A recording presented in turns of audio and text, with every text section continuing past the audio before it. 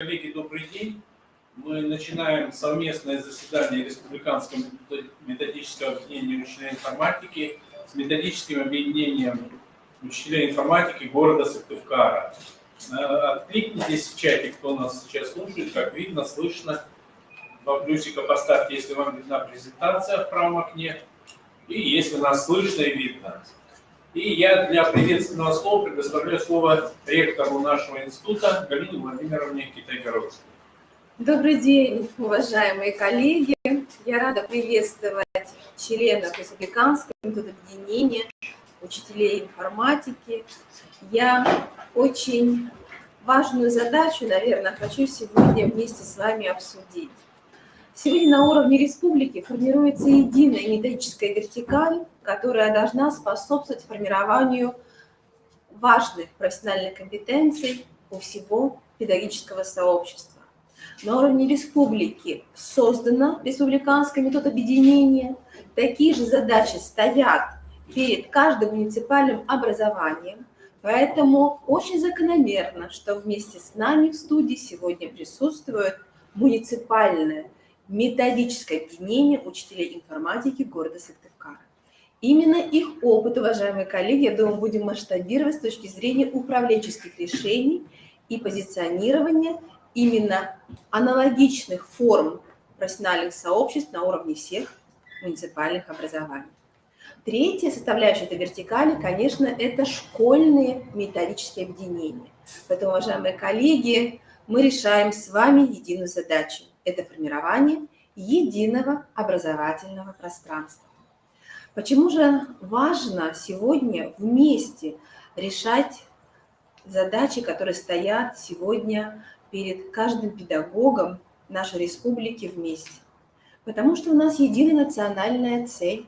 Президент Российской Федерации еще год назад, 7 мая 2018 года, обозначил, что одна из национальных целей – это обеспечение ускоренного внедрения цифровых технологий в экономике и социальной сфере.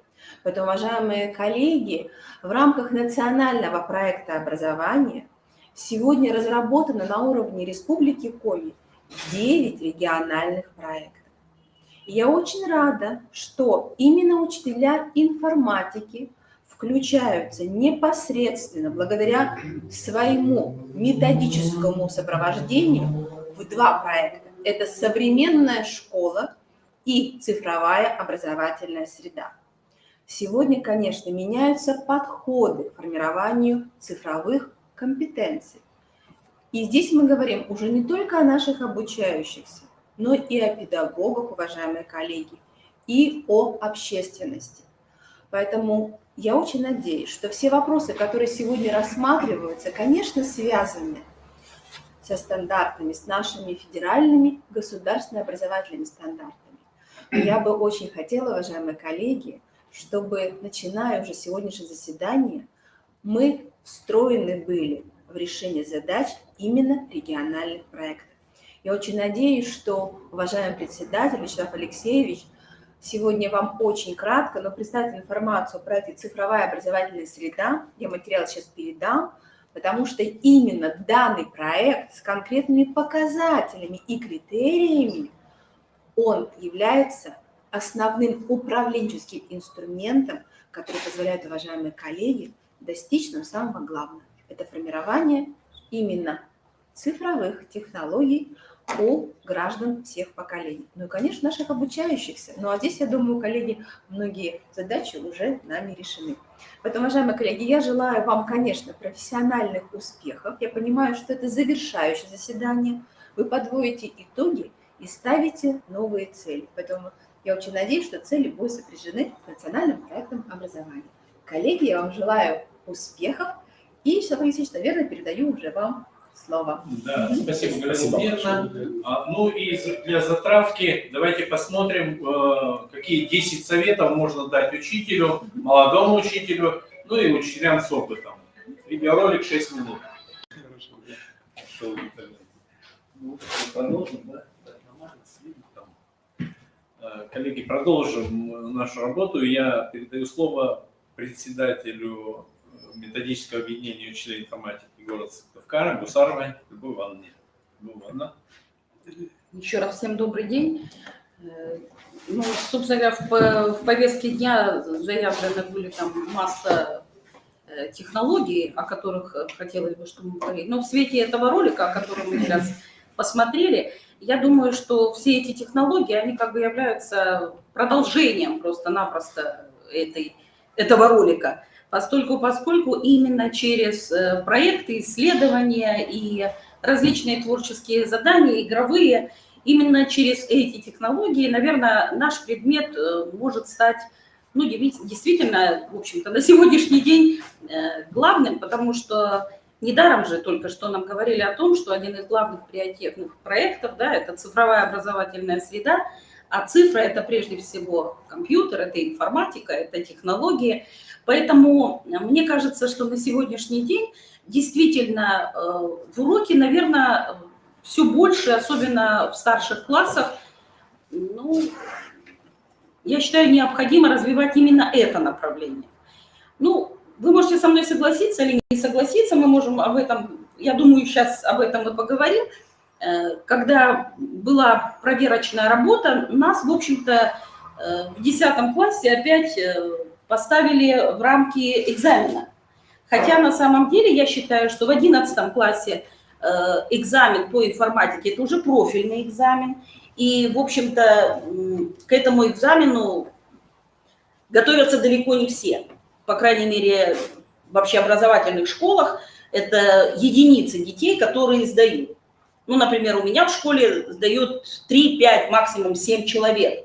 И сегодня, опять же, в 10-11 классе я считаю, что, может быть, это неправильно опять уходить в теорию информатики.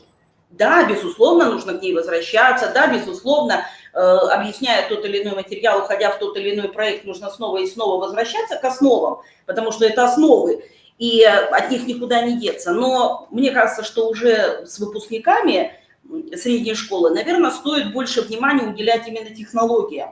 И, по крайней мере, я так работаю. В 10-11 классе мы больше изучаем различные редакторы, это и видео, и звуковые, и даже тот же Word и Excel, но мы его изучаем уже совершенно под другим углом, решая чисто практические задачи и выполняя уже какие-то деятельностные направления. И обычно вот даже промежуточную аттестацию, по крайней мере, у себя, и если даже не делают промежуточную аттестацию коллеги, то многие действительно в старших классах все больше делают упор на работу в технологиях. В 10 классе, например, это различные технологии, то есть мы делаем там буклеты, мы делаем баннеры, плакаты, мы делаем там видеоклипы какие-то. То есть это то, чему ребенок реально научится, и, может быть, даже не став профессиональным в этом плане, да, безусловно, вот эта образовательная среда, которая на сегодняшний день выносится во главу угла, что, наверное, каждый человек, в принципе, может делать, ну и, по крайней мере, я уж не могу сказать профессионально, на то они и профессиональные, да, различные специалисты, но, по крайней мере, в общем плане понимать, как это делается, наверное, это целесообразно. Я вот, если можно, буквально 2 слова добавлю, да, и вот эти вот изучения технологий и работа с ребятами на определенный какой-то результат ложится как раз в требования с работы с проектной деятельностью, да, безусловно, и использование деятельностного подхода. То есть, когда действительно ребята что-то, условно говоря, должны выполнять своими руками. То есть, какой-то результат получить на выходе. Да, конкретный результат, конкретный какой-то проект. И это сегодня очень федеральный государственный образовательный стандарт требований очень ложится, конечно. Но с другой стороны, получается следующая ситуация. То есть, когда идет вопрос, каким образом оценивать деятельность учителя и его эффективность, то для шкалы измерений берется вариант именно ЕГЭ и задания из ЕГЭ. И проверяется именно сформированность вот этих компетенций ЕГЭ. Хотя мы прекрасно понимаем, что одним из требований, например, для решения заданий ЕГЭ, это достаточно короткие сроки расчетные для решения каждой задачи. Ну, например, решение первой задачи, да, в ЕГЭ приблизительно считается, что за минуту ребенок эту задачу должен решать. Но мы прекрасно знаем из открытого банка содержании, и что задачи номер один, они существуют разные. И есть задачи достаточно простые, где ребенок должен сообразить, как очень быстро вычесть из одного числа другое число в одной системе счислений, например, 16-ричной. И совершенно другое дело, когда нужно сложить несколько чисел из разных, выполнить несколько арифметических действий над числами из разных систем счисления, или просчитать какие-то другие более сложные варианты, которые требуют нескольких переводов, причем разных переводов. Да? И тут говорить о том, что ребенок за минуту может быстро, любой ребенок причем, да, не обязательно там профильного изучения, Да, с базовым изучением, любой ребенок быстро разбираться невозможно. Информатика, она, как говорится, во многом требует прежде всего математики. И если у ребенка нет навыка именно каких-то преобразований, то он начинает решать в лоб, и он не успеет. Поэтому говорить вот об каких-то, в этом отношении, как сказал Андрей Борисович, подведении итогов работы учителя, да, по информатике, ну, в общем-то, в 10-11 классе я считаю, что это уже далеко не должно быть вот, сравнения в рамках ЕГЭ.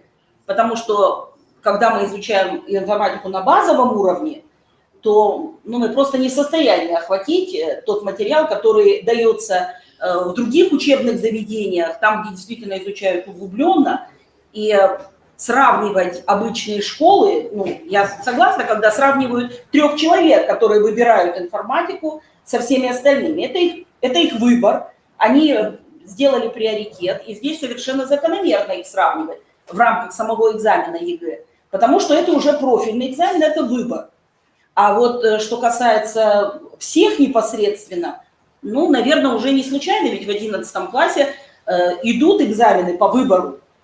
Здесь уже ребенок определился, и, в общем-то, наверное, даже целесообразнее информатику рассматривать как использование IT-технологий в моей будущей профессии. И тут уже профессионально он может совершенно к разным вещам уйти. Кто-то будет, может быть, заниматься действительно программированием, кто-то, может быть, будет действительно заниматься цифрой в рамках звука или графики, но так или иначе это уже отдельная специфика, которая, я думаю, вот, реализуется по-разному. Дети разные, как нам, опять же, только что так замечательно сказали в ролике. То есть в данном случае, наверное, нет смысла вот так всех одинаково сравнивать. Потому что информатика, опять же, 1 час в неделю, и если мы посчитаем с учетом различных то карантинов, еще чего-то, ну, сутки, 24 часа за год мы работаем с ребенком.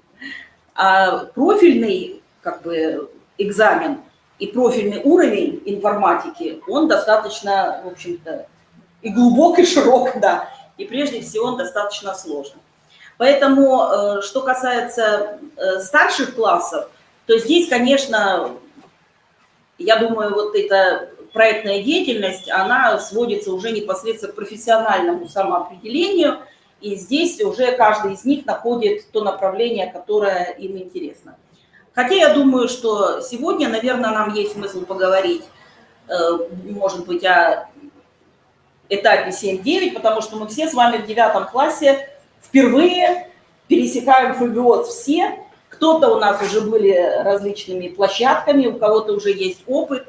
И поэтому мне бы, честно говоря, хотелось сегодня, я думаю, коллеги будут заинтересованы в этом разговоре, поговорить о непосредственно преподавании информатики вот, в новом русле, в русле федеральных государственных образовательных стандартов, потому что в 9 классе там по программе и робототехника входит отдельным разделом, причем она входит уже в предмет, то есть ну, она есть в программе, а значит это уже не только наша внеурочная занятость и внеурочные какие-то занятия, а это какой-то аспект, который ну, каждому ребенку нужно показать в работе с этими роботами. Сегодня уже, наверное, каждая школа имеет какой-то минимальный набор, но непосредственно как организовать эту работу, ну, может быть, сегодня мы тоже к этому еще раз обратимся. Ну, а сейчас можно, да? Мне бы хотелось, вот, чтобы конкретно каждый, может быть, в рамках своего опыта работы поговорить о вот проектном, о деятельностном, исследовательском вот аспекте непосредственно в информатике. Пожалуйста, коллеги. Ну, может, я немножко расскажу. Я как раз работаю с детьми, где у нас идет углубленное изучение информатики. Это преподаватель лицея МОУ номер 1 Эшва. У нас есть классы с углубленным изучением информатики. Мы начинаем изучать информатику в 5 классе. Вот здесь у нас идет отдельным элективным курсом «Среда программирования Scratch». Здесь хорошая возможность здесь с детьми создавать проекты. То есть сразу мы работаем по тетради Пашковской. Курс у нас рассчитан на 2 года. Сразу мы с детьми осваиваем среду, а потом, когда дети осваивают среду, мы постепенно начинаем создавать мини-проекты. Результатом наших мини-проектов являются различные, ну, можно сказать, мини-мультфильмы. Темы мы берем непроизвольные, темы мы связываем либо с экологией, либо со здоровым образом жизни, и дети уже очень хорошо, быстро ориентируются и создают сразу сценарий, потом прописывают программы, и в конечном итоге мы эти проекты защищаем. Самый маленький проект, который мы создаем, у нас примерно идет 3-4 урока. На одном уроке мы разрабатываем сценарий, дальше мы прописываем непосредственно героев, прописываем среду обитания, дальше им отводится 3 примерно урока на создание самой этой программы, и дальше они защищают нашу программу. И проекты мы уже представляем пока проекты только в классе, так дети небольшие, поэтому мы на более широкий круг пока еще не выходим.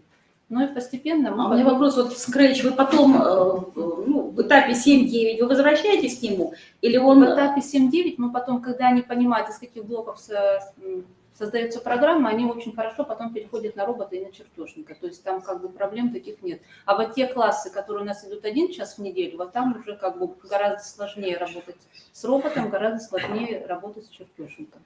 То есть непосредственно алгоритмическая среда, которая в дальнейшем перейдет на алгоритмический язык, да, и на язык программирования. Среду Scratch осваивается очень хорошо. Еще раз повторите, пожалуйста, автора тетради. Пашковская. Пашковская, да? То есть не по учебнику, а именно по этой Именно тетради. рабочая тетрадь. Да, у нас в школе закуплена тетрадь. Детям мы их на руки не раздаем, они у нас в кабинете комплект тетради, и они по этим тетрадям успешно работают. Какой класс? 5-6 класс. 5-6. То есть рассчитан, да, на 2 года. Ну вот как бы, опять же, один из возможных вариантов, потому что мне кажется, что Scratch, в общем-то, достаточно серьезный язык, и если у кого-то нет возможности на уровне 5-6, ну, сегодня у нас разное, да, количество часов, то мне кажется, и в 7, и в 8 даже классе, особенно детям, вот, которые, может быть, не совсем мыслят сразу логически, через вот такие немножко... может быть, даже игровые, да, ситуации, которые разыгрываются в этом языке, наверное, вот будет легче потом перестроиться. Спасибо. Пожалуйста, коллеги. Я могу поделиться опытом именно проектной деятельности. У нас в школе 12-я школа, да, учитель информатики, 12-я школа. У нас выполняют проекты дети на этапе 7-9, именно 8 классы выполняют групповые проекты, то есть они выбирают предмет. Соответственно, мы не заставляем детей выполнять по каждому предмету абсолютно каждого ребенка, они формируют группы внутри класса или даже классы объединяются между собой, выбирают предмет, по которому хотят реализовать проект, и с помощью учителя, с помощью направления создают какой-то конкретный объект в разной среде, которую они выбирают сами. Кто-то разрабатывает видеоролик, кто-то разрабатывает, не знаю, какой-нибудь плакат, который или там стенд создает, посвященный какой-то тематике. В рамках проектной деятельности описывает его, то есть мы учим ставить цели, ставить задачи, выбирать объект, предмет и так далее. Елена Александровна, ну вот конкретно на сегодняшний день, ну вот закончился год, да, вот последняя неделя. Какой проект, вот, по вашему мнению, у вас особенно получился? И связано ли это непосредственно вот с новой вот этой... Вы, по-моему, пилотная площадка у вас уже достаточно, да? Уже первые, кто идет по ФГОС. Да, у нас есть еще предмет отдельный сейчас Да. в 10 классе, про него тоже пару слов скажу. Но могу сказать, что вот на уровне 8 класса как раз дети очень стараются, но им не хватает мотивации, им не хватает опыта, что ли, с ними приходится намного больше работать. То есть вот если брать конференцию, например, «Старт науку», то 9 класс у нас не выходили в этом, 8 классы не выходили в этом году. В 9 классе у нас есть индивидуальные проекты, тоже по разным дисциплинам, в том числе по информатике. В этом году не могу похвастаться, ну, прям какими-то такими результатами. В прошлом году мои ребята, один участвовал с проектами на подготовку к ЕГЭ уже, то есть мы разрабатывали памятку со всеми возможными правилами, посвященным вот разным заданиям ЕГЭ, из тех, что они уже изучали на свой уровень. И там колоссальная работа была проведена мальчиком, ну, то есть он действительно сам старался ставить задачи, планировал этапы, что он должен сделать. Единственное, в чем я его направляла, это вот откуда взять информацию лучше, как на что посмотреть с какой точки зрения, то есть напоминала какие-то способы решения, разделы, в которых мы это изучали. А так вот в 9 классе дети уже осознаннее подходят, они осознаннее выбирают. В этом году не у меня, у коллеги девочка разрабатывала игру в PowerPoint, своя игра, но с основами Visual Basic программирования, то есть там автоматизированная игра абсолютно, подсчет ведется автоматически, вводится название команды, выбирается какая команда правильно ответила, правильно выбрала вопрос, То есть протокол идет. Абсолютно полностью подсчет ведется, и вот на школьном уровне она у нас участвовала, защищала эту свою работу, и могу сказать, что отдельные дети, у которых есть стремление, они зачастую проявляют себя необычайно, в отличие от уроков информатики, то есть на уроке это часто незаметные дети, которые выполняют на средний уровень, и этого им достаточно, а вот если дать им возможность именно в проекте как-то себя показать, в том, что они сами выбрали, где они выбрали тему, выбрали среду, то там обычно дети раскрываются колоссально. У нас в этом смысле есть опыт, такой начальный, так скажем, опыт. В 10 классе у нас введен новый проект, называется индивидуальный проект, в котором 1 час в неделю 10-классников обучают исследованиям с самого начала, начиная от предметов, объектов, целей, задач, поиска информации. Вот они у нас в этом году. Их задача была разработать идею, защитить идею проекта, создать презентацию по целям, задачам, распланировать весь следующий год. И вот в следующем году они должны полноценное исследование завершить и защитить его, то есть все 10-классники по разным областям знаний будут защищать свои проекты, но в следующем году сможем уже более конкретными результатами поделиться, но по информатике в том числе выбирают проекты. Единственная проблема у детей в плане проектов, они слишком глобально мыслят, то есть вот у них если тема, то прям спасти мир, то есть вот их приходится как-то в рамки ставить, чтобы, мы в контексте... Добиться результата, да, потому в контексте что мир спасти сложно, давайте вот здесь конкретно немножко чтобы спасем за 2 года ситуацию. могли сделать что-то конкретное, чтобы они в конце своей работы сами увидели свой результат, что каждый лично, а там индивидуальные проекты, что каждый лично чего-то достиг. То есть, проекты это вот, такая штука, которая позволяет ребенку самореализоваться, выбрать самому, что ему нравится. Поэтому у нас пока что, по крайней мере, начало положено вполне успешно, надеюсь, будет больше, надеюсь, будет осознаннее. У нас такой курс ведется в 8 классе, по технологии исследования. У нас уже лет 5, наверное, детям такой курс дают. То есть они по окончанию этого курса защищают свои работы. А вот в этом году был у нас урок цифра в рамках работы с проектами. Наверное, вот мне кажется, в контексте именно вот этих ваших курсов, там очень, просто мои дети, у нас, например, нет такого, курса, но вот посмотрев этот урок, многие в определенной степени, наверное, были бы готовы попробовать что-то сделать. То есть загорелись глаза, что-то вот такое самому изобрести, попробовать реализовать. И работа в команде на сегодняшний день, в общем-то, это в определенной части то, что требует работы. Сегодня многие дети вот как бы сам по себе звезда, а вот умение работать в команде, вот именно здесь им, наверное, не хватает умения организовать. Вот я буквально еще несколько слов хотел добавить по тем моментам, которые связаны у нас с вами с программированием, с обучением. Вот в связи с тем, что в этом году мы очень сильно коснулись темы подготовки учебных Moodle, и хотел сказать, что у нас достаточно часто учителей бывают различные темы, которые западают, сложными являются. Для детей они являются тоже обычно сложными, потому что как учитель эту тему разъяснил, насколько подробно, насколько умело ее подал, логику и так далее, от этого зависит, насколько ее смогли освоить ребята. То есть в силу своей специфики, конечно, на разном уровне, но тем не менее все равно от подачи учителя зависит многое. И поэтому, может быть, на следующий год есть такая идея в рамках как раз курсов, которые в системе Moodle, в системе дистанционного обучения Moodle, развернутые на базе Крило, может быть, имеет смысл нашим педагогам, мы предложим такую возможность, поучиться немножко создавать свои мини-курсы, мини-модули по тем темам, которые западают. То есть, например, если мне на определенную тему в программе отведено 6 часов для изучения с ребятами, а я эту тему за 6 часов, к сожалению, не получается у меня раскрыть, то я бы предложил на следующий год, может быть, такие небольшие мини-курсы создать по той же самой, например, логике, где, если что-то не получилось или ребенок пропустил, может быть, этот курс, он мог бы самостоятельно на такой дистанционный курс зайти, посмотреть, поработать с этим курсом. И самое главное, на основании выполнения каких-то работ, проверочных, тестовых, может быть, каких-то других работ, потому что система Moodle позволяет разные очень работы проверочные делать, даже получить оценку такого педагога выполнить. Ну и, конечно, я поздравляю наших замечательных всех педагогов Республики Коми с почти уже окончательным окончанием, извините за масло масляное, этого учебного года, с постепенным приближением отпускного периода. Кто-то уже наверняка на даче что-то начал выращивать. У нас за окошком ливень пошел. Все будет хорошо.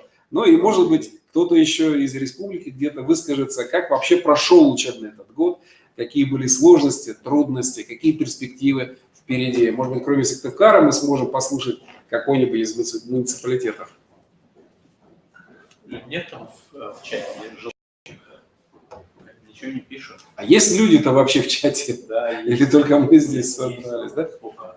9 человек у нас. Хорошо. Сколько? 9, да? Сверху цифра. Мы, учитывая... Давайте, да. Я просто, не знаю, там коллеги далековастенько сидят. Можно это самое, Александр Сергеевич, или вы, или Дмитрий Иванович, мне честно говоря, интересно ваше мнение в плане, в 9 классе, как вы видите этот раздел робототехники. Просто вы оба, как говорится, у нас асы в плане робототехническое направление. Именно в рамках урока, как вы думаете, какую часть реально можно было бы включить непосредственно? У нас в 9 классе программирование. Позвольте сюда. Чуть поближе. И тоже представьтесь. Меня зовут Александр Сергеевич, учитель технологического лицея. В 9 классе мы проходим Кумир, программирование на Кумире у нас. То есть, если я вижу где-то робототехнику, то может быть вместо курса Кумир, по Кумиру. А это самое, например, если мы говорим, например, о той же программе, например, робот, который мы собираем, соревнования чертежников, когда он должен нарисовать какие-то, это ведь тот же Кумир, по сути, когда он должен, только там в Кумире мы рисуем по клеткам, а здесь мы делаем расчет по расстоянию, по длине колеса, как угодно. Когда нужно нарисовать домик, что мы рисовали отдельные буквы, когда запускается робот, и он что-то рисует.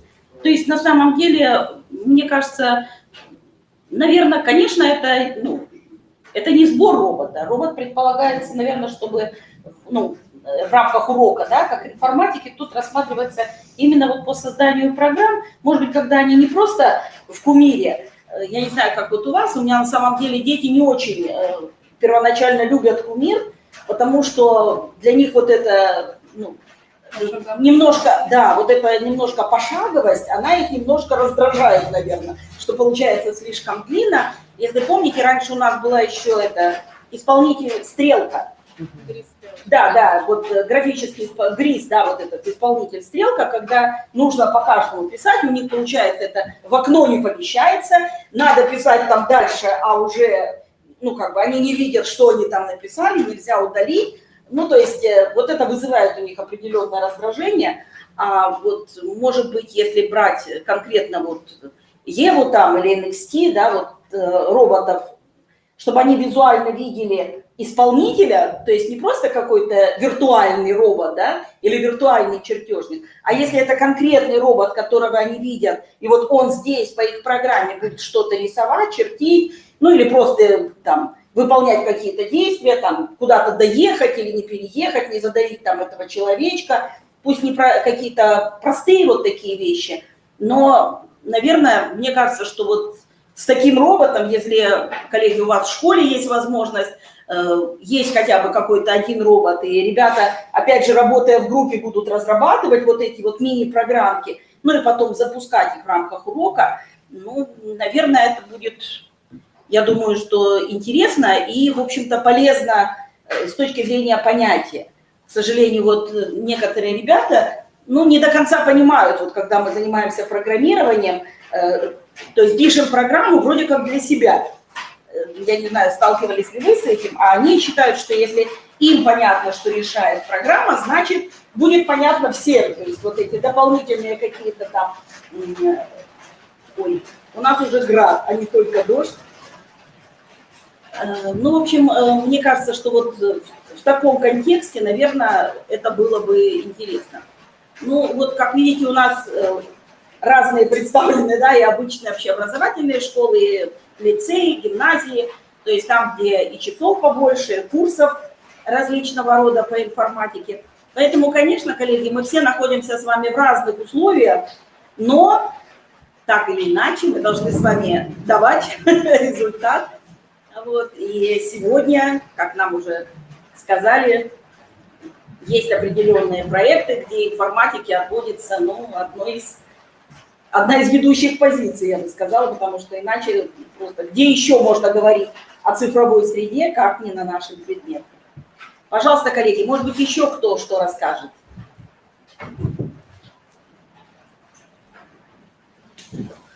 Задайте вопрос. Вопрос-ответ?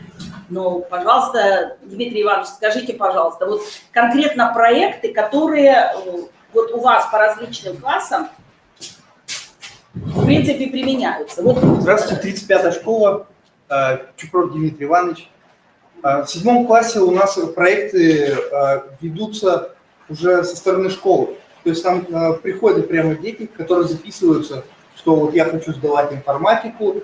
7 класс это обычно делают презентации. 7 класс презентации, вот у меня в этом году, например, 5 человек было. Они делали такие замечательные презентации, например, по сборке компьютера, которые я потом использую на уроках информатики в 7 классе.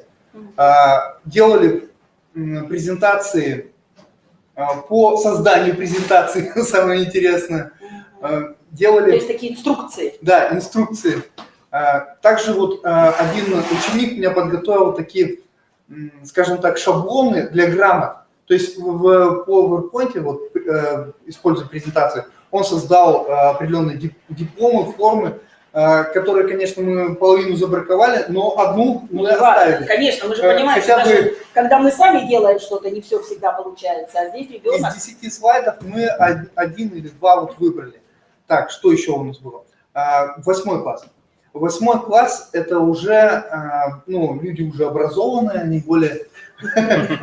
Нет, ну они, правда, это не 7 класс, это уже 8 класс.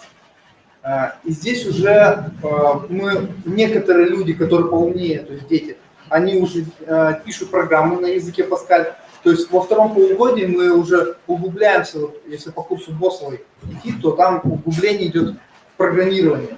И они уже пишут сами программы. Например, в этом году у меня дети писали генератор заданий для ОГЭ.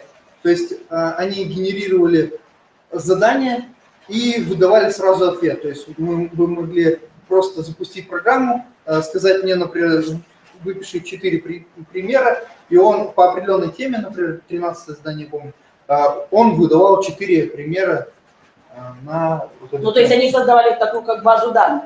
они создавали условия определенные переменные, то есть они задачи, Ну, на вот это- определенный тип задач. Я понимаю, но вот эти сами задачи, они где были? Они были в каком-то... В Паскале БЦ они писали программу при помощи переменных, которая уже подсчитывала ответ. Через файловые переменные?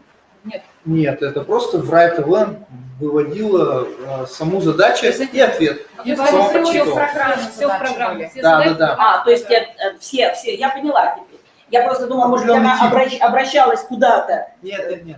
Определенный тип задания рассматривали, они сами пытались его решить, решили это задание, и потом вместо уже как бы данных они вставляли переменные, рандом, и генерировать можно было определенного типа. Все зависит от Несколько того, заданий. сколько задач они туда внесли. Да. То есть они сами вносили, создавали свою какую-то копилочку, и потом к этой копилке можно было обращаться. Если это подключить через файловую переменную, то тогда это вообще замечательно. Да, можно прям выгружать и давать детям Ну, решать. все-таки вот, Дмитрий Иванович, как вы считаете? Я вот в этом году, если честно, первый раз я шла в 8 класс по федеральным стандартам, и программирование в 8 классе, ну, если честно, мне кажется, ну, Тяжеловато. тяжело. Почему? Да. Там очень легкий идет, вы вводите переменные, Нет, вопрос не в этом. и вы Сама- вводите переменные. Нет, сама Всё. ситуация с изучением языка программирования.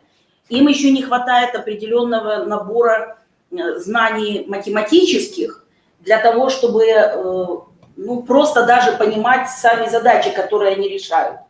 То есть во многом приходится работать ну, на какие-то образцы. То есть какие-то примеры, образцы, и вот они потом, ну, тот, кто заинтересован, конечно, решают больше, потом и начинают сами как-то, но мы опять зажаты 1 час в неделю, и, к сожалению, отработать программирование, ну, вот, на мой взгляд, сложно.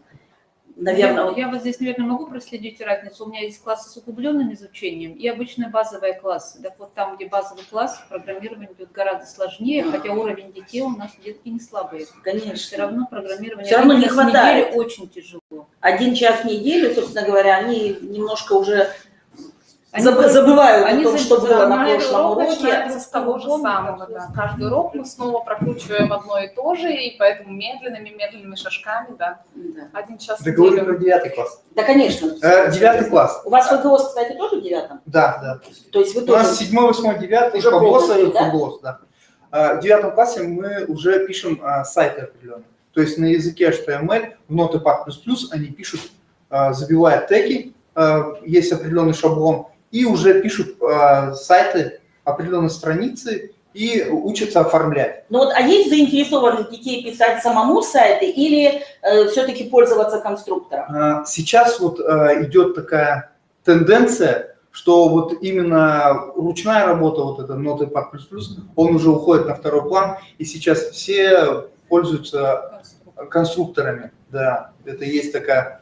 Ну, а с Я другой- не очень... С другой стороны, наверное, большинство это ведь точно так же, как в любом редакторе. Одно дело по верхам, да, а другое дело тот, кто заинтересуется уже, как это делается в конструкторе. Ну, единицы, вот ваши ребята тоже ведь делали сайты на... Делали, но такие простые, Ну, то есть, которые вот...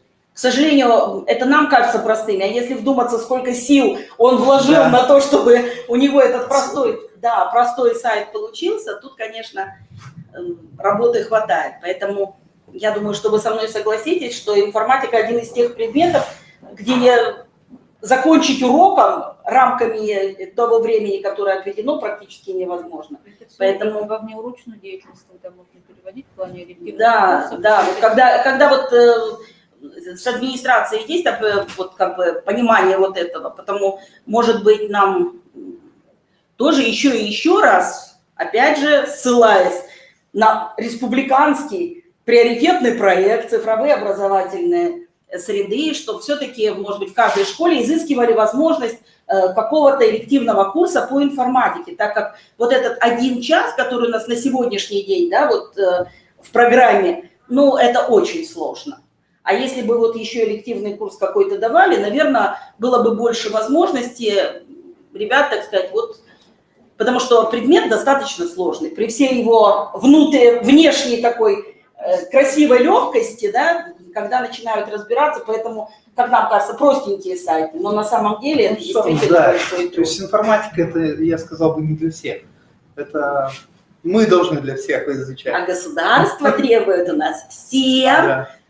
изучать и быть асами. Дмитрий Иванович, совсем молодой специалист по Юрию Казанова спрашивает по робототехнике, где что можно почитать, и где можно пройти курсы, может что-то... Я предлагаю вообще вам взять Копосов, у него- Копосов. Копосов, Рабочие тетради, рабочие учебники. тетради у него взять и вести прямо по ним. Там все изложено очень хорошо. Мне понравилось, я ввел. А еще я хочу сказать, что есть у нас питерский лицей, который является одним из ведущих, так сказать, учебных заведений. И, может быть, кто-то слышал, есть всероссийские соревнования «Робофест», которые проходят в Санкт-Петербурге. Этим летом они будут вести бесплатные курсы по робототехнике. Конечно, лицей, сами понимаете, они не занимаются приемом, но если у вас есть где остановиться, и у вас есть желание поехать в Санкт-Петербург, вы можете в рамках этой поездки получить еще и полезную очень информацию, которую непосредственно можно... Сейчас я одну секунду найду, скажу конкретно, а то я так в общем... По робототехнике у нас в Санкт-Петербург... Чинников, по-моему, да? Или как-то? Нет. Нет, Овсеницкий. Сергей, нет. Александр Сергеевич, не помнишь фамилию? Сейчас найду, буквально Тоже не помню. 5 секунд. Ну, мы посоветуем, мы взяли у Ольги Юрьевны, она написала нам свой электронный адрес. Если что, мы ей конкретно уже, я вам его перешлю. Ну вот я нашла. Летние курсы преподавателей робототехники в 2019 в Санкт-Петербурге. Курсы бесплатные. Но, друзья мои, как хорошо, что сегодня только 30. Регистрация до 31 мая. Выходите на сайт RoboFinist, и там вы найдете переход, так и называется, «Летние курсы преподавателей робототехники 2019». Такая очень символичная у них картинка. Робот с птичкой. Есть? Нет? Далеко, да? Ну, в общем, да. Вот такая картиночка. Вы можете... Вот, да. Вот по ней ориентируйтесь. Кстати, там есть тоже и учебники, и различные... RoboFinist. RoboFinist, да. RoboFinist. Но, подчеркиваю, регистрация до 31 мая. Так что, если заинтересуетесь, если у вас есть возможность поехать в Санкт-Петербург и изучать робототехнику, то я думаю, что это будет интересно. Да, вся ночь трудимся. Еще, пожалуйста, что мы должны... Вот молодой человек еще не выступал. Представьтесь. Так, учитель информатики, 43-я школа, Роман Андреевич.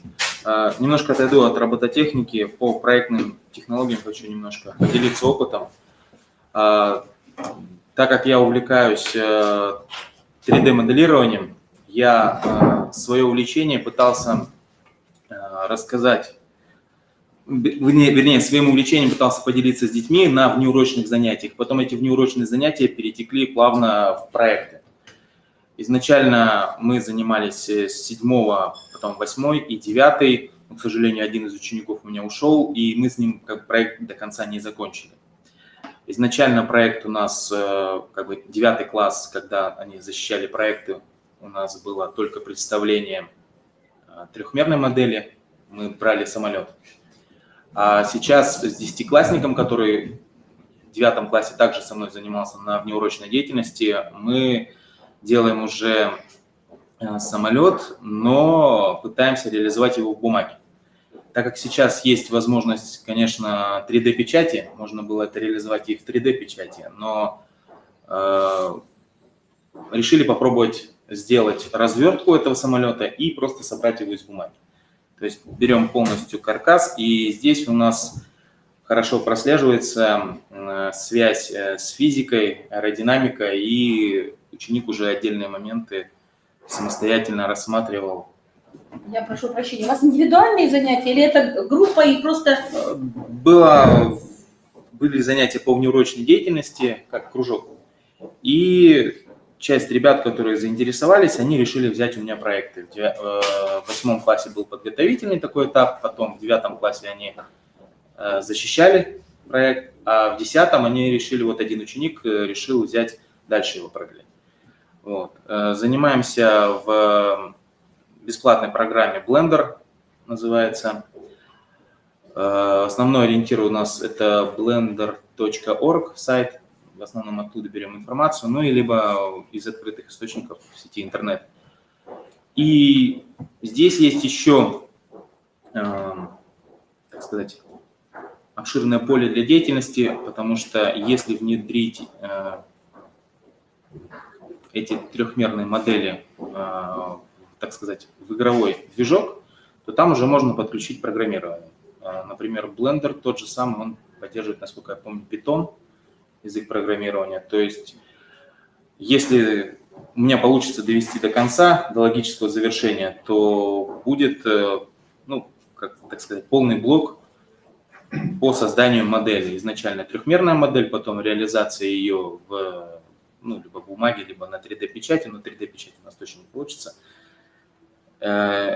И потом уже можно попробовать создать внутри игрового пространства модель, которая будет функционировать, можно задать различные анимации, физические параметры задать объекту. 3D, кстати, ну, можно попробовать поискать варианты, потому что бывают прямо конкурсы, объявляют на непосредственно модели, которые они, ну вот если модель побеждает, то они ее печатают на своих принтерах. Не слышал про такое, Поэтому, попробую посмотреть. Да, поэтому вот можно попробовать таким образом и реализовать свою задумку, потому что я думаю, что это будет интересно. Детям просто интересно в плане того, что, расскажу немножко опыт предыдущей школы, в которой я работал, там были пара учеников, которые, знаете, игровая зависимость, игроманы были такие. И позанимавшись со мной на этих кружках, им как бы играть стало уже неинтересно, им захотелось что-то самим создавать. И вот, можно так сказать, лечение прошло от игровой зависимости, им это помогло. И вот, Но не знаю, они дальнейшая попробовали судьба что-то какая. свое написать? Но они не писали, они создавали трехмерные модели, и мы пытались поместить в игровую среду, но уже готовую. Не сами создавали ее, а просто брали исходный код этой игровой среды и пытались внедрить ее, эту модель туда. У них получалось, там были некоторые шуточные моменты. Ну вот это, наверное, самое главное, что они увидели конкретное применение.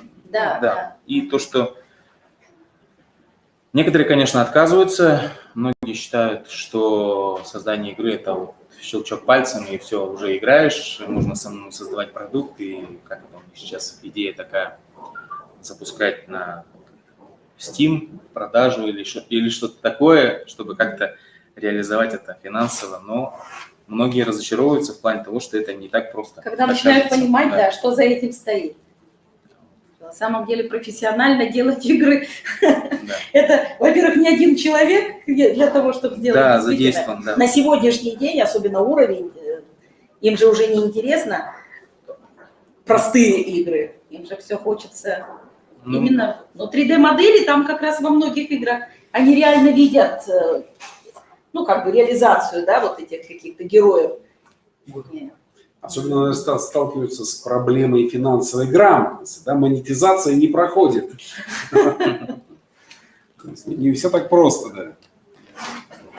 Ну, вот опять же, пришли вы к тому же выводу, да, что для того, чтобы ребята могли создавать реальные хорошие проекты, ну, это должно быть время. Время, причем достаточно много времени, за пределами урока, потому что это, разумеется, работа не для всех, у каждого свои интересы, хотя в той же информатике, наверное, могут найти себе вот совершенно разные, да, такие направления, применения. Есть у нас еще какие-то вопросы, может быть, от участников? Ну, там есть предложение провести в следующем учебном году, рассмотреть документы, которые должны быть в кабинете информатики, которые при проверках любого уровня, чтобы, я думаю, рассмотрим этот вопрос. Ну, только единственное, этот вопрос, мне кажется, надо разделить на несколько. Это вопрос документы по непосредственно кабинету, или это вопрос документы, связанные с проведением самого учебного предмета информатика, или что-то еще, то есть что конкретно имеется в виду.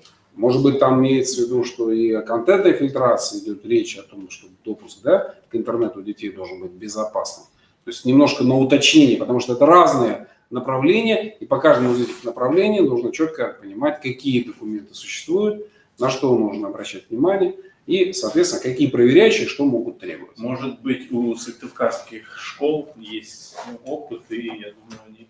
Ну, безусловно, Конечно, безусловно, разные. Просто, да, как сказал Андрей Борисович, конкретный вопрос. Потому что говорить так в общем, это получается...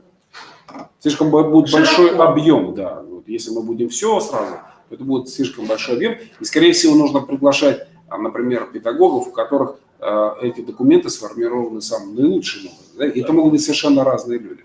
Если мы будем говорить о контентной фильтрации, то, может быть, необходимо приглашать технических специалистов, которые действительно хорошо реализуют защиту, информационную безопасность в школе, например, да, и у которых сформирована действительно хорошая локальная нормативная база. Ну и в данном случае даже вот относительно контент-фильтрации, когда вот именно пригласить специалистов, что одни считают, что лучше работать с белыми списками, да, другие считают, что достаточно фильтров, которые ставит Ростелеком. Ну, то есть на самом деле это тоже есть о чем говорить, есть что обсуждать, потому что разные решения, они, в общем-то, как правило, может быть, кто-то, не попробовав одного, не может сказать, насколько оно лучше. Но, тем не менее, я думаю, что спасибо за то, что республиканское методобъединение у нас существует, за то, что у нас есть возможность узнать опыт коллег из республики, потому что, я думаю, вот в этом году мы конкретно в нашем городском методобъединении отдельное спасибо сказали коллегам за игру «Квест», которая проводится непосредственно вот на республиканском методобъединении. Нас познакомили с этим тридевятым царством, и мы туда с удовольствием, некоторые, может быть, еще не все пришли с детьми для участия, но как минимум познакомились с этим опытом. Поэтому, пожалуйста, коллеги, учителя республики, не стесняйтесь, рассказывайте, потому что порой то, что у вас кажется совершенно очевидным, для другого человека может оказаться незаменимой находкой и в дальнейшем поможет решать различные вопросы. Я бы, наверное, еще буквально несколько слов о планах на будущий год добавил, да. Ну, из таких, понятно, что у каждой школы, у каждого муниципалитета есть определенный план работы, есть определенные традиционные мероприятия.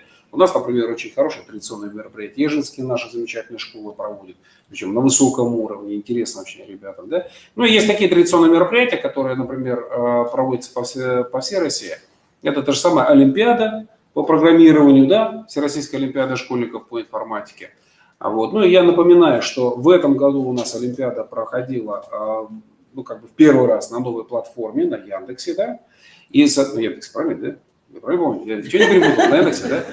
Вот. Но тем не менее, вы знаете, вот опять обращаются из районов наши замечательные коллеги, которые говорят о том, что они бы хотели формировать свой курс определенный по программированию для подготовки к Олимпиаде. Я напоминаю, что существует сайт Informatics, на котором он сегодня существует и работает, на котором можно создавать свои курсы, можно создавать определенный набор заданий, выстраивать индивидуальную траекторию для учащихся и так далее. И так далее. Да, и напоминаю, что уже в следующем сентябре к этому вопросу мы с вами опять возвращаемся, потому что сентябрь-октябрь будет проходить сначала школьный этап, естественно, Всероссийская Олимпиада школьников по информатике, ну и по другим предметам, да. Октябрь-ноябрь, соответственно, будет проходить муниципальный, ну и в ноябре-декабре будут проходить традиционно региональный этап Всероссийской Олимпиады по информатике. Поэтому это одно из таких мероприятий, которое, ну, фактически сразу за летом уже Поэтому, может, стоит, пока закончился год, те дети, которые интересуются у нас на сегодняшний день программированием, порекомендовать им эти сайты. Летом часто бывает, что решать какие-то задачи, кто интересуется, вот в сентябре придут уже с вопросами. Это первый момент. У нас в Сыктывкаре есть Яндекс лицей еще. Вот. Яндекс.Лицей есть в Сыктывкаре у нас, о котором, наверное, опыт в сентябре представит наш замечательный технологический лицей. Мы себе это на карандаш сразу взяли. Да. Ну и важный момент, уважаемые коллеги, может быть, какие-то предложения, какие-то просьбы, что нужно провести для вас по каким-то проблемным вопросам, западающим вопросам преподавания информатики. Вячеславу Алексеевичу, может быть, направить уже вот в начале июня, пока еще не все ушли в отпуск, но голова уже немножечко освобождается, появилось какое-то время, чтобы осознать, что в этом году получилось, что не получилось. Может быть, кто-то готов немножко рассказать о своем каком-то хорошем, замечательном, небольшом, коротком опыте работы с различными элементами, в том числе в проектной деятельности, в других каких-то подходах по информатике. Поэтому я предлагаю вот эти все предложения собирать, Вячеславу Алексеевичу направлять. У меня, например, предложение на следующий год. У нас коллеги заинтересовались, многие коллеги заинтересовались курсом и учебником Полякова. Может быть, все-таки просить наше замечательное КРИРО пригласить в следующем году снова автора учебника Полякова сюда на небольшие такие методические семинары, на которых еще раз посмотреть, вот все-таки приближается 10-11 класс федеральный государственный образовательный стандарт, что-то может быть в течение этого года уже будет меняться, будут меняться подходы, меняется ФГОС. А вот пригласить, естественно, и, соответственно, с этим автором еще раз встретиться, посмотреть, уточнить, как меняется его учебник в связи с изменением подходов и так далее. Ну вот, может быть, у кого-то еще какие-то будут просьбы, предложения. Я думаю, что идеальным вариантом это вот аккумуляция на уровне нашего республиканского методического объединения, потому что именно эта точка является точкой входа для всех информатики, для всех учителей информатики республики. Спасибо, Андрей Борисович.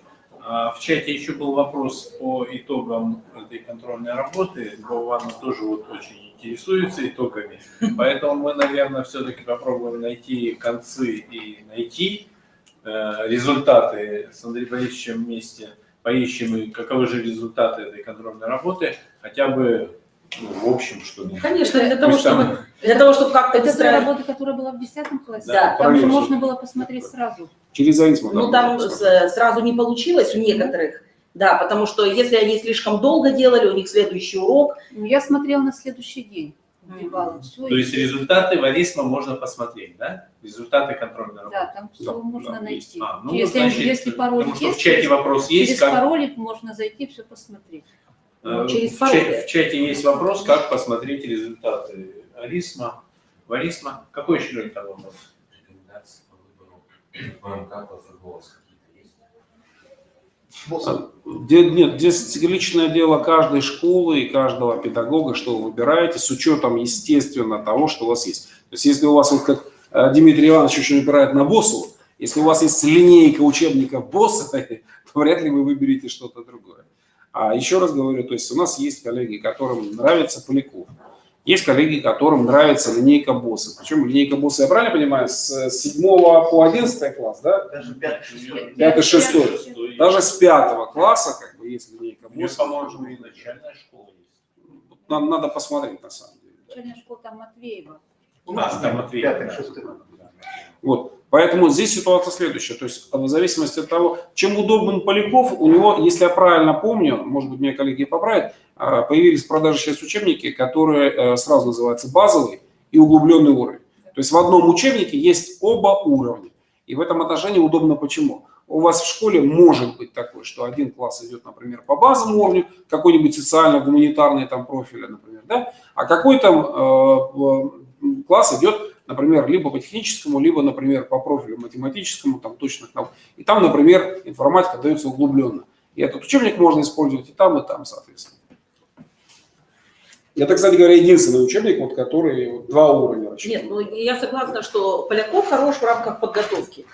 В рамках подготовки это, конечно, очень хороший учебник ЕГЭ, потому что, не случайно мы все, многие, по крайней мере, я думаю, со мной согласятся в том, что сайт, который был и, в общем-то, на сегодняшний день поддерживается, там, конечно, огромное количество материала, который можно использовать при подготовке к экзамену. А вот таких книг нам не хватает. Поэтому вот этот учебник, он как бы помогает, там есть подборка заданий, которые можно отрабатывать. Мы в этом году в рамках профиля в 10 классе, у нас есть технологический профиль с этого года класс по Полякову, и это прям несравненная программа в плане уровня. И вот за 10 класс мы разобрали, наверное, большую часть заданий в рамках этой программы. То есть в следующем году нам останется несколько заданий разобрать прям с нуля, и остальное просто нарешивать все возможные вариации. Причем у Полякова даже на момент карантина у него очень много заданий в учебнике, и сам по себе учебник для ребенка, который собирается сдавать экзамен, написан так, что ребенок может разобраться. То есть очень, даже в плане индивидуальной самостоятельной подготовки очень, очень полезный учебник. Мы в этом году прям очень довольны работой. Ну, то есть и надо смотреть, какой УМК ближе к вам, больше устраивает вас, потому что на что ваши дети настроены. Если дети настроены писать, может быть, больше русской литературы и уходить в филологию, то, может быть, и не нужен им Поляков с таким нарешиванием задач. А если, наоборот, ваши дети больше интересуются информатикой, хотят идти на технические какие-то специальности, хотят участвовать в тренде инженерные кадры России и так далее, то, может быть, действительно им рекомендовать, и вашим учителям рекомендовать, посмотреть хотя бы программу Полякова, его линию учебников, и, может быть, действительно кому-то это будет важно, полезным и помогать больше детям готовиться к экзаменам. Да. Если есть возможность, то, может быть, просить администрацию в библиотеку хотя бы покупать, если не на весь класс, то какое-то количество, хотя бы 5-7 учебников, чтобы были для того, чтобы организовать... Может быть, даже для индивидуальной работы, с отдельными учащимися, именно по учебнику. Да, если даже не все перешли на это, учебник сам по себе, конечно, очень хороший. Но единственное, новый учебник, где соединяется и углубленка, и база, там убраны задачи, там задач уже меньше. Значит, надо будет добавлять их за счет сайта. Да. На сайте Полякова я посмотрел генераторы заданий. Я не знаю, может быть, я пропустил в какой-то момент, но во-первых, понятно, что все задания генерируются, там есть соответствующие ответы, но я увидел, что и к заданиям 24, 25, 26, 27 есть разборы. Да. Все разборы присутствуют.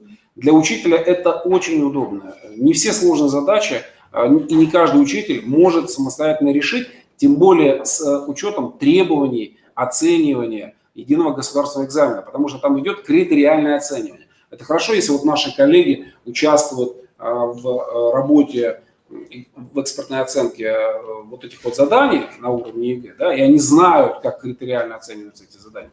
А для тех, кто, например, не участвовал, бывает достаточно сложно разобрать по критериям ту или иную задачу. Поэтому у Полякова на сайте эти критерии присутствуют. За что ставится 1 балл, за что ставится 2 балла, 3 балла. И по этим критериям можно и детей приучать к тому, что посмотри, пожалуйста, что тебе нужно, чтобы хотя бы получить 1 балл. Ведь наши дети иногда не решают последние эти 27 задачи, просто не решают, хотя 1 балл заработать очень просто, какой-то очень простой вопрос идет. За идею. Да, тоже, даже если есть какая-то идея, уже 1 балл можно заработать. А дети не смотрят туда, потому что само по себе условие, оно страшное, такое большое, какое-то очень заумное. Дядьки умные программисты составляли. Так дети, наверное, думают, ощущают, тем более во время экзамена, когда они, конечно, очень сильно волнуются, когда они находятся в режиме стрессовой ситуации и так далее. И поэтому приучать их к этому критериальному разбору, позволит, наверное, им не бояться этих заданий. Хотя бы порой хоть что-то решить, хоть немного, хоть хотя бы на 1 балл. Поэтому так. Спасибо. Спасибо, коллеги, за содержательные, хорошие выступления. Я хочу поздравить еще раз всех с окончанием учебного года, пожелать приятного летнего отдыха, набраться сил, терпения, здоровья, новых задач и всего самого наилучшего. На этом мы сегодня заканчиваем. Всем до свидания. До свидания.